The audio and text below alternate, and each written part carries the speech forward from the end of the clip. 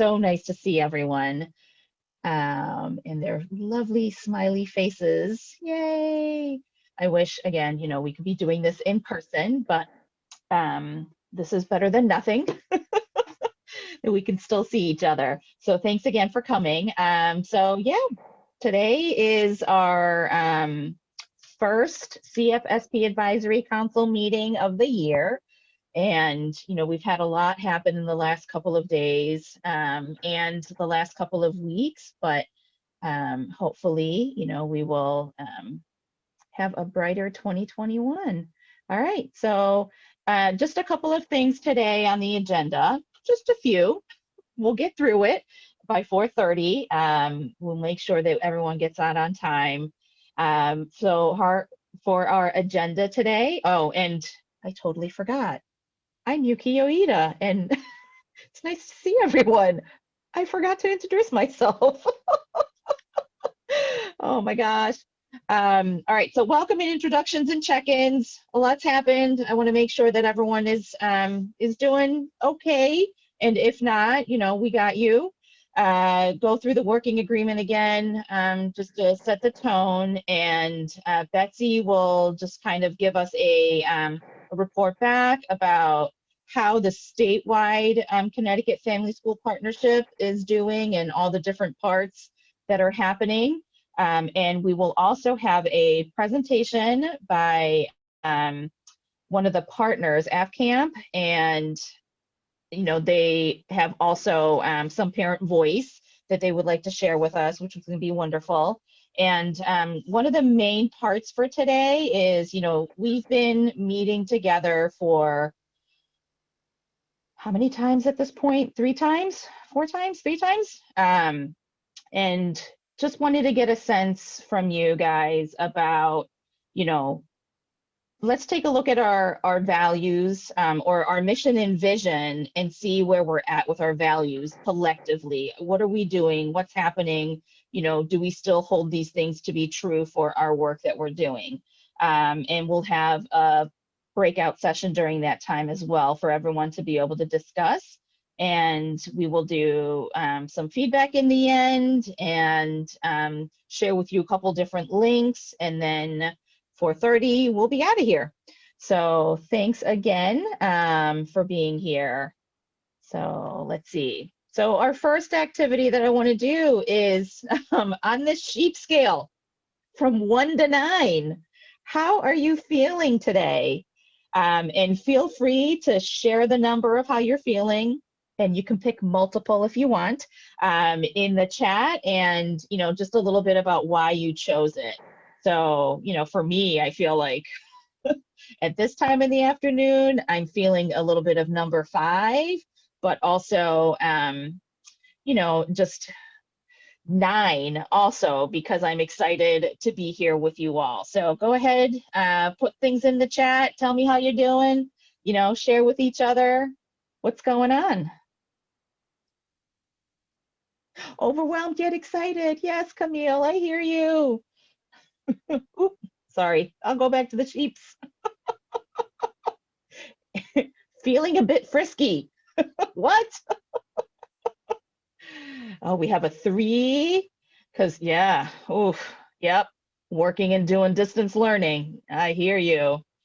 Ooh, Dave is feeling good. Yay! 6 and 9. Yep, 9's exciting. Yep. Oh, yay, Doug. Happy to see some old and new friends. Yay. And an enthusiastic 3 from Lauren. Yep, I hear you. Thank you, everyone. This is great. I like that there was a little bit of hope, mixed in here too, in between all the exhaustion.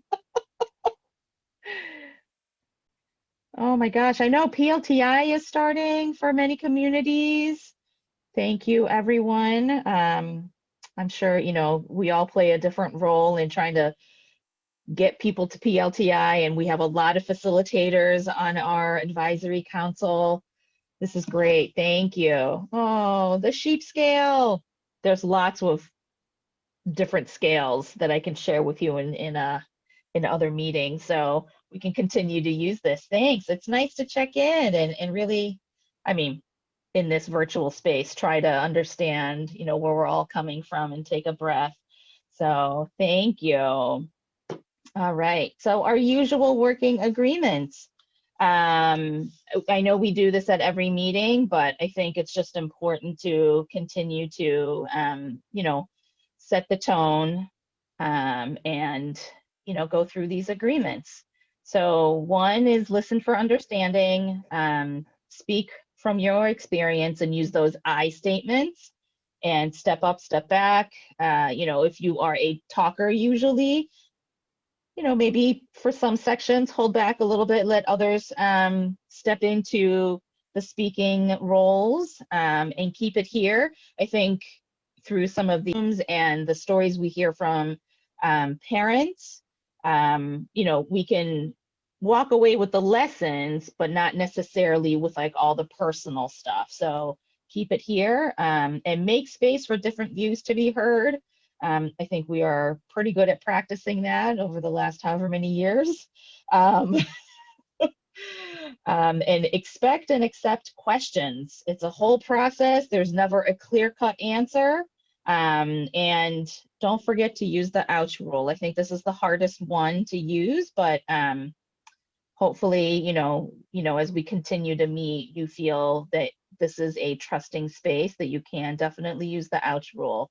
So let's keep all these things in mind as we move forward with our day. All right, so next up is Betsy. Actually, before we move on, any questions so far? We good? Great, thank you. Okay, so next up is Betsy. She will be able to give us kind of a general overview of what has been happening statewide with the Connecticut Family School Partnership, and talk about the different partner schools and the alliance districts and the different work that's been happening to just fill us in. All right, go ahead, Betsy. Thank you. Thank you, Yukio. I just want to recognize Yukio and Donna Marino as the co-chairs for our SFSP Advisory Council. So it's wonderful to have co-chairs that lead and provide the foundation for the work that we're doing. So I just want to thank you very much. And I'm going to thank others too. So my name is Betsy Laborious and I work at CREC. I am the project director for the statewide Family Engagement Center grant, which is the federal grant that we have here in Connecticut. In Connecticut, we're known as the Connecticut Family School Partnerships, a network for education. And my job today was to talk about what we've been doing during the past year. So I'm hoping to give you a little snapshot of what we've been doing and how we have reported that to the U.S. Department of Education. That report just went in about a month ago, and we got confirmation that we have met all our goals, and that's a good thing. But today I think what we're going to talk about is not only meeting our goals, but you know how we are in Connecticut, actually exceeding our goals. So I just want to take a minute to think about, I'm sure that most people remember in this room last March. For me, it was March 13th. It was that grab and go day. In other words, right? Go to your office, get things that you need, and take them home. So that was kind of an interesting day, right? Get things that we need working from home. So I kept thinking about what do I need and how will I meet some of the challenges? What will we face as we move forward? I'm sure a lot of people can relate to this. If you're in schools, if you're a parent, there are a lot of things that we were facing. What were the challenges that I thought about? And you can just kind of relate or let me know what you're thinking too. I think the first thing for me was, how do we stay safe? And how do I help other people stay safe? We were literally thinking about, our health and our safety, the health and safety of our children, and of our families and community members? How is I going to work from home? How is I going to stay connected to the people that I work with and I depend on for information, right, and resources to the work that we do? Those are very important thought leaders throughout the state. What about kids' education? What was going to happen? I mean, I was thinking just about all kids, thinking about my grandson, my granddaughter. What about other children? How are we going to manage that? Again, how will we stay connected? Oh, but wait a minute. Families needed meals. How are we going to do that? Families needed technology. How are we going to provide those resources to families? And there were so many different things that we were looking at in an ever-changing landscape, and it still is ever-changing. But what we did know, and what we do know, is that schools and community agencies reached out and that families responded. Those are one of the things that we need. And so what I'd like to do just for a minute is I want to recognize our partners. Connecticut State Department of Education, I know Judy is here, the Center for Parent Advocacy, CPAC, African Caribbean American Children with Disabilities, FCAMP, Ann Smith and staff are here to present today. The State Education Resource Center, our evaluator, Dave Bechtel, cross-sector, who kept coming back and helping us to make sense of the information that we were getting. And the members are council members. I know that each and every one of you, right, through your commitment and your work, continue to connect with families. And not only did you connect with families and do that outreach, you also connected with schools. So you were the link in many cases for the work to continue and to move forward. And I wanna recognize that, and I wanna thank you. And I think that's probably why you are on our CFSP Advisory Council. There's one person I do want to recognize in our group specifically, and that is Ann Henderson. And Ann is here today. I certainly can tell you all the accolades. She's on the National Association for School Family Community Partnership board. You know that she's written many publications. She's a national expert connected to Annenberg Institute.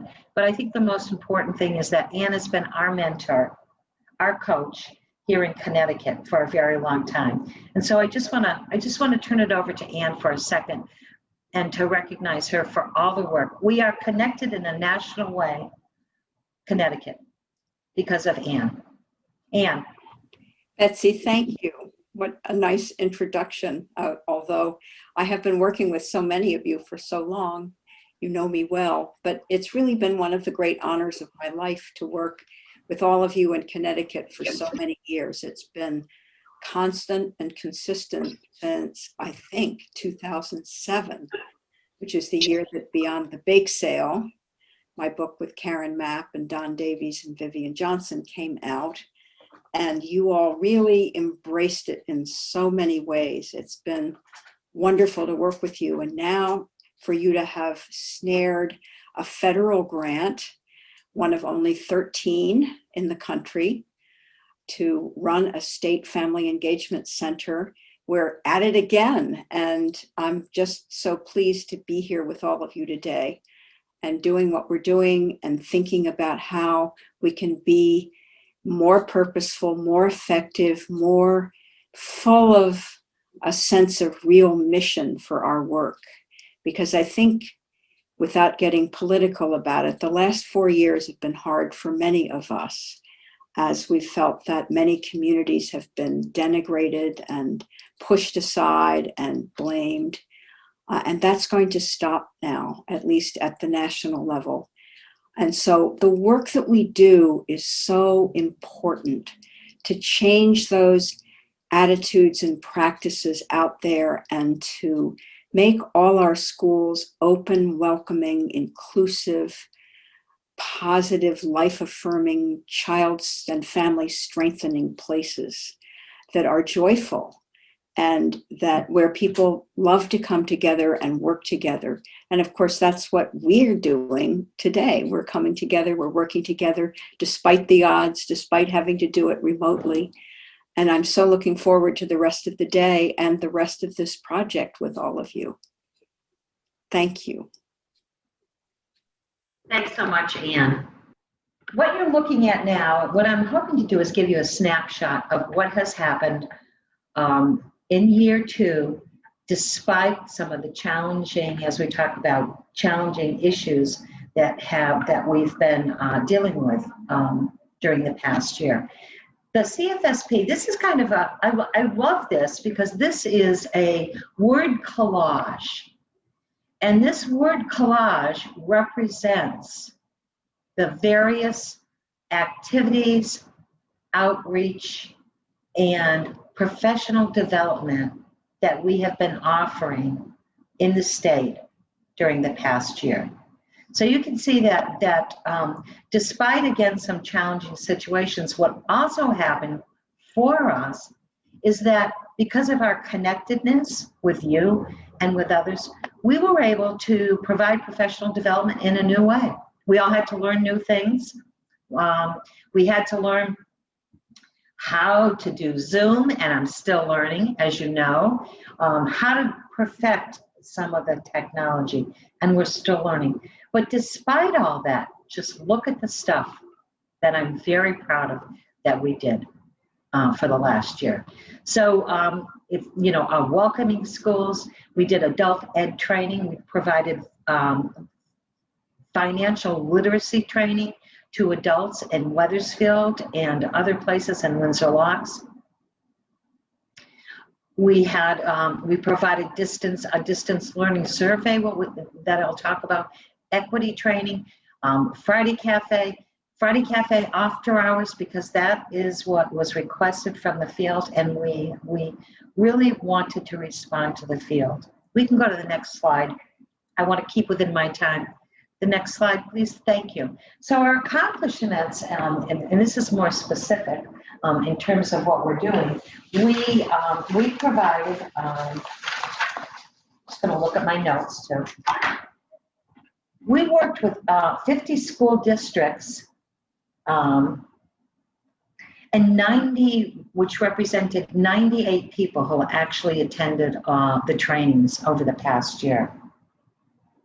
We also provided professional development to over 20 schools and community agencies. And they were in various forms, you know, whether it was welcoming schools, parent-teacher home visitation, NNPS work, and other,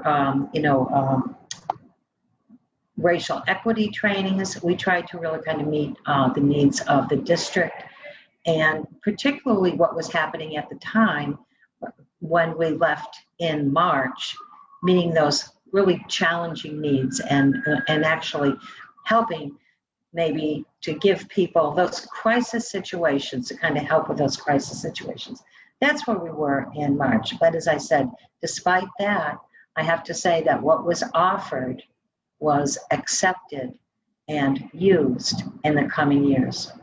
So I just want to say one brief thing about the, we are working with 5 targeted school districts in the state, and they are a national network of partnership schools. And I'm bringing this up because it's an important piece of the work that we're doing. The schools that are represented are East Haven, Danbury, Windsor, Windsor Locks, and Stamford. The reason that I bring this up is because of the 5 district schools. One of the effects that happened as a result of training and being a part of the National Network of Partnership Schools, district family engagement specialists were identified at the district level. And because of that, because they had the ability to put together a plan and to work directly with superintendents, principals, and then reach out to families, they became the go-to people in terms of kind of connecting all that work. And it was built on the foundations of good family engagement practice. And so we're very, very proud of that work in terms of the stuff that we found. We also worked on a distance learning survey. Dave Bechtel, our evaluator, was involved, as well as the National Network of Partnership Schools. I'm not going to go into all of it because I think we've sent it to people, and I'll send it again if you would like. But here are the major learnings from that survey. Families want information from classroom teachers. They want to know what their children are learning and if their children are on track in terms of their learning. They want more communication from the schools and from their teachers. And guess what? They're prepared to reinforce learning that's happening in the school, and they're prepared to with help from the schools to reinforce and use those family engagement and learning techniques in the home. For the teachers reported that they had newfound relationships with families, and they wanted additional tools and family engagement training. This is something that really has risen to the top, which puts us in an excellent position and an opportunity to do more work and to provide those kinds of resources. The last thing I'm going to talk about just very quickly is our Friday Cafe. I know a lot of people are familiar with Friday Cafe, and you probably have attended. In fact, we're going to have a Friday Cafe January 29th, and I think that all of the information has gone out, and we'll make sure that you have that website. But guess what? Friday Cafe increased its membership by 85% during the past year. And then what that says to me is, guess what? People who work with families who work with other families, right? Anyone who is in the business of working with families are thirsty not only to connect with each other, but to share new information and to practice those things. And so we're very, very proud of that work. The last thing, and I know that I'm 3 minutes over, I'm not a person who pays attention, and I'm going to pay attention to the time this time, right? We will take a look at, this is the website, right? So it's ct-fsp-org. And we're hoping that people will begin to look at the website. It has many resources. But here's the other thing, council members. We also need people to look at it and give us feedback. Are the things that are there useful? Are there other things that we should be thinking out? And we plan on sending a survey to council members in terms of helping us to make our survey as robust as possible. I think that's our snapshot for now. And what I'd like to do is, if anybody has any questions, if anyone has any questions or wants to chat, do anything in the chat, I'm here to answer those questions. But our next piece, and what we wanted to offer, is one of our partners. We want you to know what our partners do and how they can provide help and resources to you as well.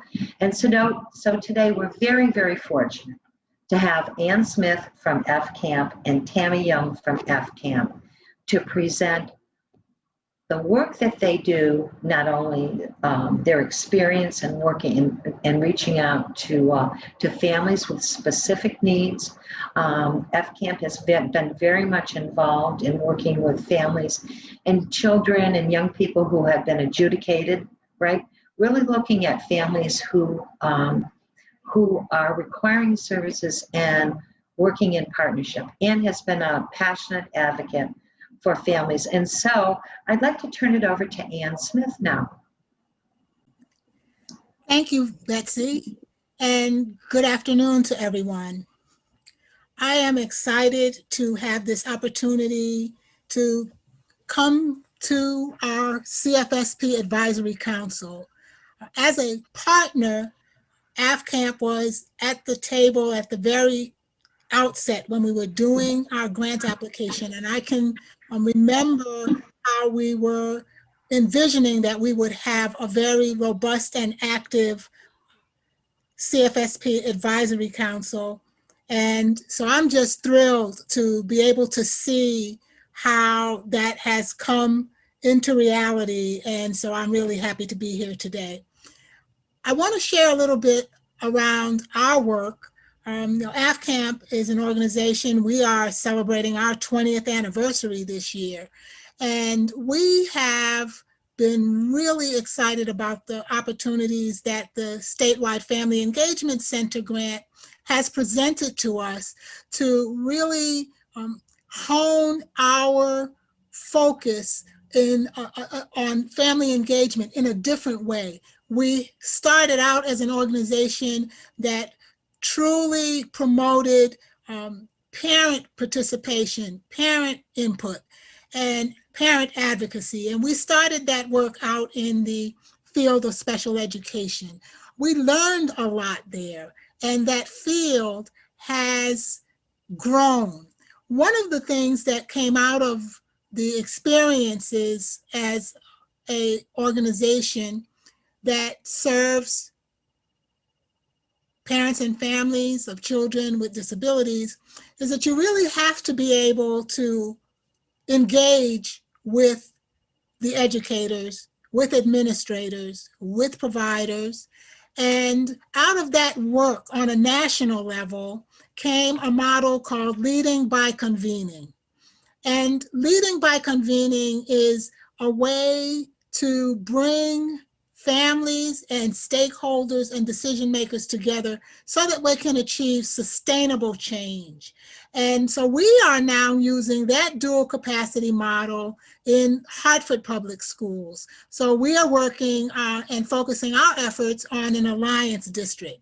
So we will be working with a middle school that has embraced the opportunity for us to provide this direct service to them. I had previously gone through this training and have been certified, but I'm really excited because I have with me our statewide Family Engagement Center coordinator, Tammy Young, who is, as we speak, attending training so that she too can become certified as a Leading by Convening trainer. And so it really operates on this principle that you want to bring together all of your stakeholders and have them identify a common challenge that they want to resolve for their school. And this has been a model that has a lot of evidence behind it and is nationally endorsed. And so we're excited about it. It has moved out of the realm of just special education into general education and beyond. It is useful in other service systems as well. And there's another component to just the leading by convening, and it's called serving on groups. Because one of the challenges that we recognized early on is that you want to have family and parent representation and involvement, but you have to prepare them. And so this is one model.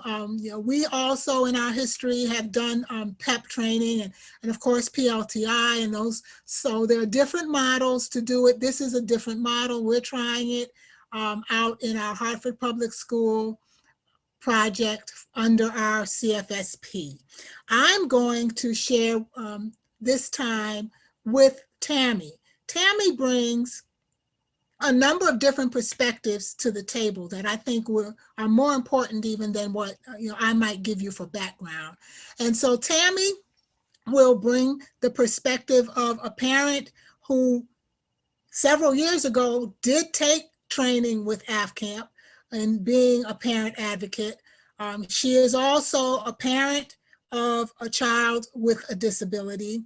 She is a parent of a child who does not identify with a disability, and she's also a grandparent who is doing caregiving. So with that, I'm going to invite Tammy to give you her multiple perspectives on the work that we are doing as a partner in the Connecticut Family Schools Partnership. Good afternoon, everyone. As Ann said, my original contact and connection to AFCAMP was as a parent. I have since then come on board, and I'm currently the statewide family engagement coordinator for AFCAMP Advocacy for Children in conjunction with the Connecticut Family School Partnership. Thank you all for having me. Yes, I'm a parent of 2 children with disabilities. And one that I call the middle child that has disabilities, but I won't count that. And I am a caregiver for my oldest grandchild. So I've had the ability to deal with the school systems for children with disabilities or in children who don't have them. My most recent obstacle came with COVID. And as Betsy was saying, she talked about change and how we have to adapt to be able to help the parents and the families and deal with the schools that we are working with. One of the changes was the technology piece. As she brought up, digital learning brought a lot of concerns and obstacles that we overcame. As Ann said, we were working with the Hartford district, and in the beginning of the school year, their system crashed. So parents reached out for that. Parents reached out because they wanted to know what's going to happen to their child with the special needs. Are they going to be able to have assistance? What is going to happen to them and their child? And a lot of the times, the commonality that you have with parents is their concern for their children. When you can find a commonality with people, you find an area to work with them. We recently we began working and reaching out to the school systems, the Hartford Board of Education, family engagement, and other areas. And we were able to introduce the leading by convening. And we had a school that agreed to do the pilot, as Ann said, and that's Kennelly. We've been working closely with them, but I don't leave out other schools. I'm also working closely with Weaver High School, Global High School. I mean, schools in the district. Parents reach out from everywhere, and word of mouth is the best advertisement. But what we're trying to do is make sure that everything is connected through the work plan, the dual capacity. Some of the tie-ins to the dual capacity is the ability to reach out in different ways to families that are considered resistant, and make sure that they're included, they're invited. Opportunities to link families to family engagement for student learning and development, continued learning and development. A lot of those obstacles we are overcoming. I guess we're getting used to the new norm. But the biggest piece is planting the seeds of trust. Most people plant the seed of trust, build the relationship so that you can effectively engage with families, stakeholders, and authentic participation. And the biggest piece is that people were speaking about, but the dual capacity was dealing with previous to our recent events, is the social emotional piece. It was already in the plan, so it was just to, continue the plan, increasing the capacity of services and opportunities for inclusion for our partners and stakeholders. And that's what AFCAMP is doing. Reaching out, trying to be not the glue, but always there to advocate for parents and children, but make sure that through that process with the schools, that they always consider the importance of parents, the first teachers, the first advocates. And that's what we're forging ahead. I did start the trainers leading by convening, so that we can dole it out to Kennelly first, the pilot school, and then assist other districts and schools with doling that out. And the reason that the leading by convening was chosen, because it falls into line, it ties into dual capacity. Other aspects of the family engagement, I'm always trying to hone my professional skills. I'm part of the SFEC affinity group. To be honest, any educational platform that can increase my capacity so that I can bring this to families and to our stakeholders, I'm there. Any suggestions that would be helpful, I would appreciate. It's a learning process, and we're still learning, especially with the change. It's fluid, and Feel free to unmute to ask questions or type it in the chat. I just wanted to ask if you have information about the curriculum or some other like what you covered during your leading by convening. on your website somewhere, or? Well, to So my knowledge, excuse me, go ahead, Ann. I'm sorry. I will, because I saw the question. We will put a link in the chat so that folks can go to the Leading by Convening site. And yes, there's a curriculum. We've shared that with our evaluator, and it'll give you lots of examples of how Leading by Convening has been utilized successfully across the nation to solve a variety of common issues, because the base of it is that you want the families and educators and the community stakeholders to identify what is the issue of importance to them that they want to work on together. When you're given the issue, you're told that that's what you're going to work in, but you don't have any input, you don't have the same level of buy-in. So it's fundamental that they work together to identify what project they want to work on. So it'll look very different in very different districts or different school settings. The other piece is around the building of trust. That takes time. So it's a process, and it's something that evolves over time. So the building of trust is really key here in the Leading by Convening. So in a minute, I will stop talking and I will put in a link that will link you to the Leading by Convening site. Thank you for that request. Great. Thank you, Ann and Tammy. Anyone have any other questions for Ann or Tammy, or about AFCamp or the Leading by Convening? I think it's great that like Connecticut has all sorts of like parent enrichment classes, and leadership and empowerment. And, you know, when I don't know that other states have this many options. So it's wonderful to have this. Thank you for sharing. Thank you for the opportunity. Next section is kind of our big chunk today. And it's about, you know, really just taking a look at the mission and vision of CFSP and kind of helping shape, you know, now that we know what we know through the last year about just regular everyday education in general, you know, what are some of the values that we hold for this work? And so Donna is going to lead us in this next section. So I'm Donna Marino, and I am so honored to be here today and to be part of this group. The work on family engagement has really been my passion for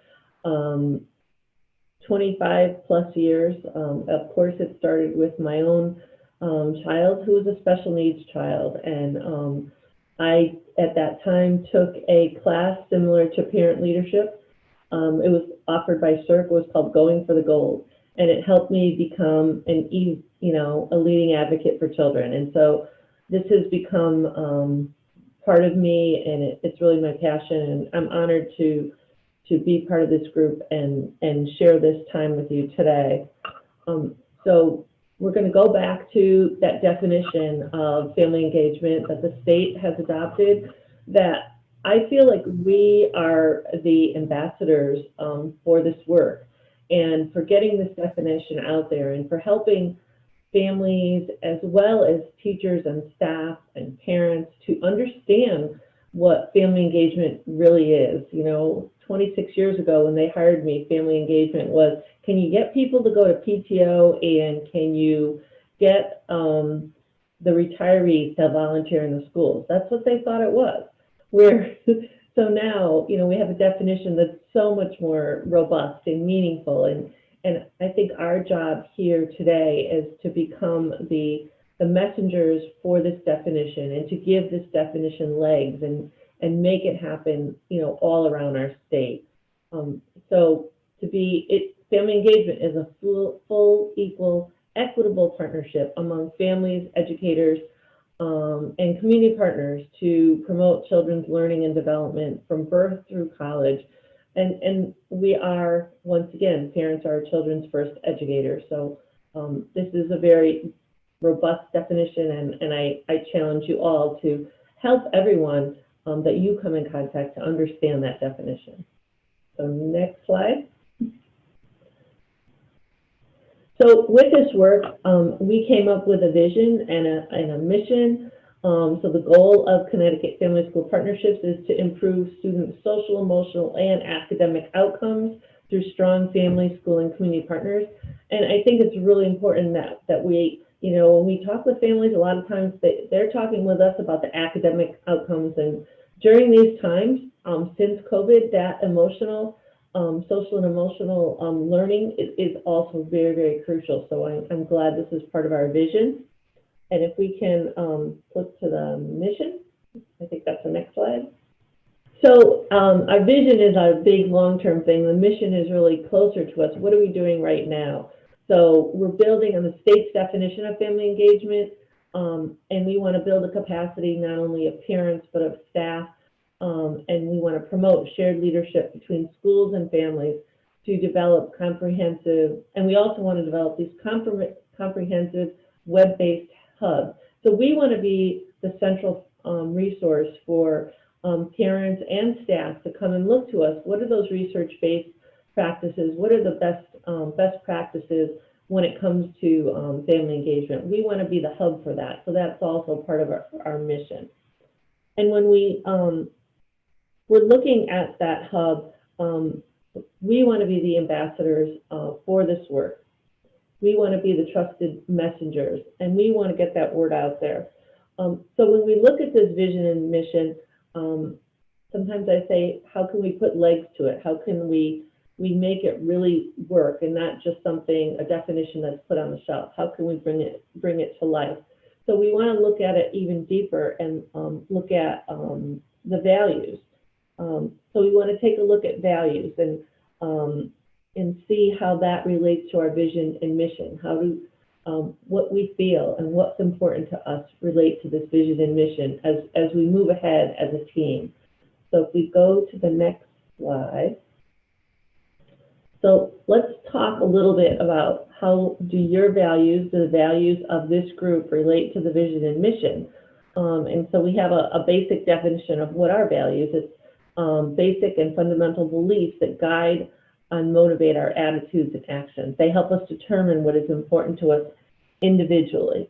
And then collective values is what together, as we work together, collective values produce action. And that's what we're doing. We have a vision, we have a mission, and now we want to look at what is everyone's values as it relates to that, and how can we put these collective values together and do some action. So with this, we're going to show you the vision and mission, and we're going to ask you to put some values to it. So for me, one of the values, Yukio is bringing up our wall here for us to type into. So one of the values, when I think of family engagement and definition and vision and mission that we have, one of the values I think is really important that we're promoting high impact strategies. We want our schools and our community to do some high impact work. So, you know, we talked about communication. So people communicate, the schools communicate to the families all the time. They send everything home. But a high impact strategy would be, is that communication more flexible, and is it two-way? Do we listen to families? You know, and one of the things we talk about is hard to reach, and I heard that talked about earlier today. So a hard to reach family, we're like, well, are they really hard to reach, or is the school having a hard time reaching them? So let's flip that around and say, okay, if we're saying someone's hard to reach, what are the things that we're going to do? What are those high impact strategies that might reach that family? What do we need to do different? So that's why, for me, a high impact strategies are important. And that's a big value that I feel is goes under our vision and mission, to implement those type of values. So now we're going to ask you if maybe you can put in the chat, or you can unmute yourself and talk to us about what values you feel are important as we do this work, as we move ahead. What's some really important things that need to happen between schools, families, and the community to make this work happen? What are some of your values? I think respect. Like if I feel like the school doesn't respect me, I'm going to have a hard time respecting them. So respect, to me, respect has to be, again, we always talk about two-way. Hopefully the families respect the school. And when I say respect, it goes all the way down from, you know, the principal to teacher to cafeteria worker to office staff. There has to be respect. I agree with. We put the in the chat, we put this Padlet, so you can start typing in, but you can also share with us. Thank you. Oh. Diana? I agree with Regan. I think that's one of the biggest things, but also being attentive. If a family is not communicating back with the school, but we know that there is a concern or an issue, let's be attentive, you know, for them to be attentive. Like if my kid is not going to school and they know that, you know, a follow-up phone call, I'm not sure how to call that other than attentiveness. But just keeping in mind that that family may be going through a lot of things. Just a quick brief example, my family was going through a lot of things during the month of, from June to September. And the beginning of school was very tough for my kids, and they still went to school. But if they didn't go to school, if the school was contacting us and seeing, you know, why they weren't at school or why they weren't paying attention in class. So just for them to be more attentive, because during these times, that's what a lot of families are looking for the school to be more attentive. And then also, I think you're also saying really a two-way communication. So, right. Communication. So by being attentive, if they didn't see, if they haven't heard from a child, if they haven't heard from a family, the school takes the lead and calls them versus them waiting for, you know, the parent to always call. That two-way communication. Equity and racial equity is so important. Assuming good intentions, yes. A lot of times when we talk about, you know, children's success, we think about the academic, but nowadays that social emotional is so important. You know, asking children how they feel. I know in our district in Middletown, one of the things we're doing is teaching mindfulness. All teachers are teaching mindfulness. Trust is, I heard that earlier on today, building trust is so important. And trust takes time. It does take time. It doesn't happen right away. But one of the great practices I've seen to build trust is, you know, asking all teachers to call home with positive information, not just with negative information. That's a great way to build trust. But this is a big board to see. Let us look at them all together. Equity, I see. Strength-based, very important. Strength-based time. Every parent loves their child. Everyone has value. Everyone brings something to the table. Parent voice is so important. And to establish that comfort level so that parents can express their voice and they feel comfortable and confident to ask those questions. So why don't you everyone put a few more values in. Thank you so much for, you know, putting your heart out and putting those values out there and digging deeper into, you know, what we all are doing and our true meaning of why we're here and why we come together, and we so believe in the work of family engagement. So we're going to talk about those 3 themes or values that are very important in the work we're doing around family engagement and the CFSP Advisory Council. And then we're going to look at those, you know, what will they look like in practice? So I just said, I talked about flexible two-way communication. So in practice, I gave a little example of that meant that teachers made positive calls home, not just negative calls home, and they did it often. That's what a high impact strategy would look like for me. And then the third question is, what impact could these values have on the CFSP Council to advance effective practice of family engagement? Once again, you are the ambassador. You are the trusted messengers for families. Would anyone like to kind of, bring back some of the takeaway points from your breakout room? What values and themes were really, really important, and what would you like to share with all of us? Anyone want to speak up? I'll speak up because I didn't do a Google Doc, but I wrote it down. So our group did have a very robust conversation, and there were some themes that came out. We were asked to do 4 or 5. I think we did a great job. We had 5. So you guys, yay. We had equality and equity. And a little bit, we had 2 pieces, equality and equity. And then it was like, what would it look like? And it would be bringing people from diverse groups together so that they could work together. We had mutual trust and respect. What would that look like? This was interesting. It was sort of like the, you know it when you see it. Kids know it instinctively. Families know it. You know when you're being respected and when you're being dissed. There was an example that was given that was very poignant, and it was relayed that you're sitting in the room with Board of Education, and the comment was made, it's our teachers that know our kids. Those families only get them on the weekend. So just really being respectful. We saw empathy as one of the values that was expressed. We saw a 2-way conversation and listening with empathy, listening with an open mind, and acknowledging that families have something to offer. And that's part of the process of showing that you are trustworthy and building that trust relationship.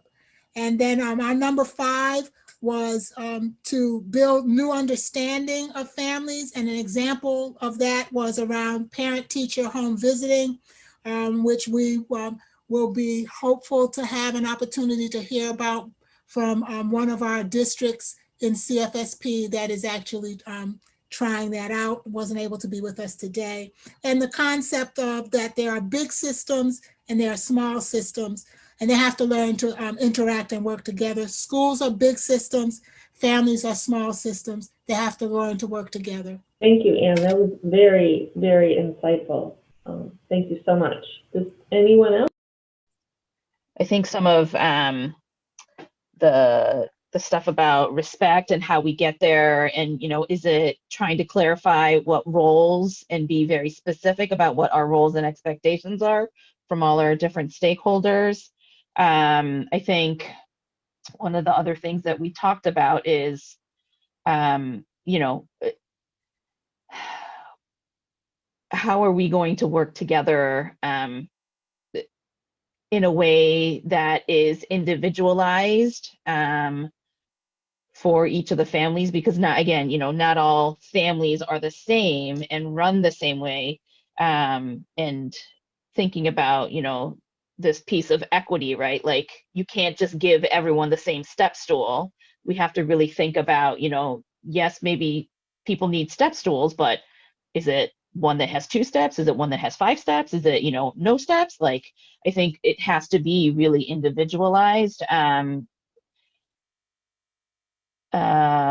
else? And just reimagining kind of that conversation piece of, traditionally we use the parent-teacher conferences as a spot for conversation, but one of our group members discussed a hopes and dreams conference at the beginning of the year, where we can have a genuine conversation about what are hopes and dreams from each side, student, parent, teacher, and what the year would look like. So I think those are some of the things that we talked about. I don't know if anyone else wants to add.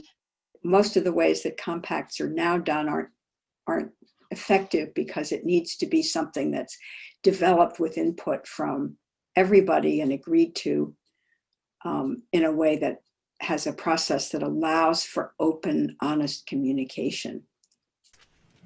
For our group, we talked about trust and inclusion, voices being heard on the part of everyone, stakeholders, parents, authentic involvement, finding and assisting parents with participation barriers, recognition of parents, the lack of respect of parents, parents feeling inferior, planting the seed of recognizing and making sure that parents' voices and recognizing schools listen, measuring what we value, such as teachers and parents, teachers measure valuing parents, and tools to be able to measure some of those things. We talked about who cares about what issue and why. We talked about co-planning with stakeholders, what work is already being done and how to build upon it, valuing diversity, cultural responsiveness.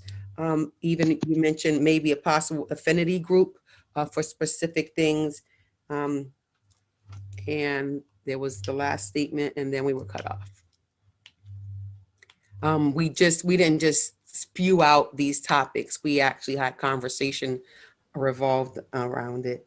But those are the little notes that I took. So.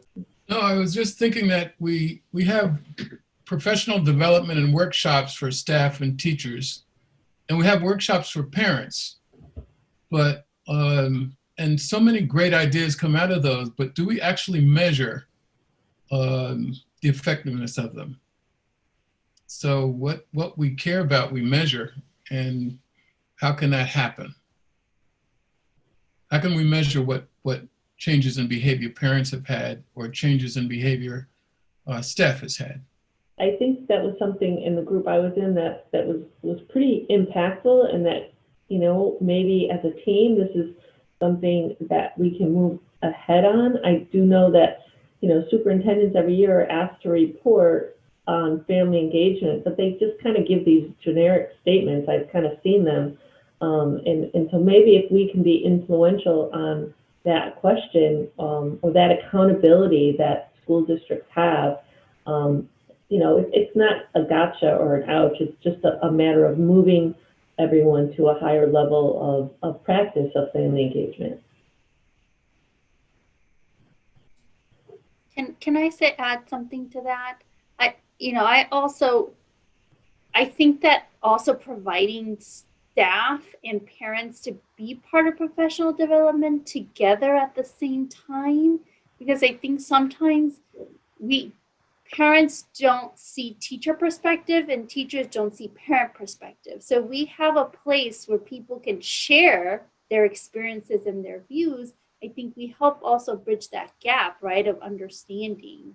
And I think back to Regan, we had that community cafe, remember, Regan, where we had members from everywhere that kind of came, and I found that like so impactful, right? Because you're getting to hear other people's perspectives that you just never get to hear. And so I also think that would be so beneficial to like have professional development that includes parents, students, like that we're bringing them together so that they can have the opportunity to share their experiences as well and their perspectives.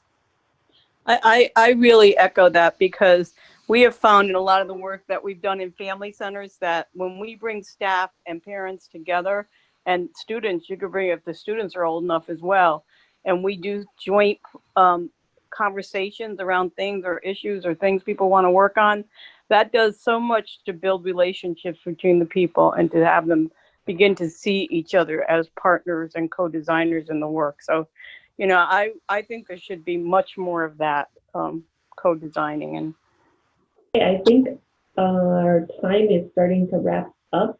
I'm going to turn this back over to Yukio to do some closing. Please feel free to continue to add more to that Padlet as you think of more things.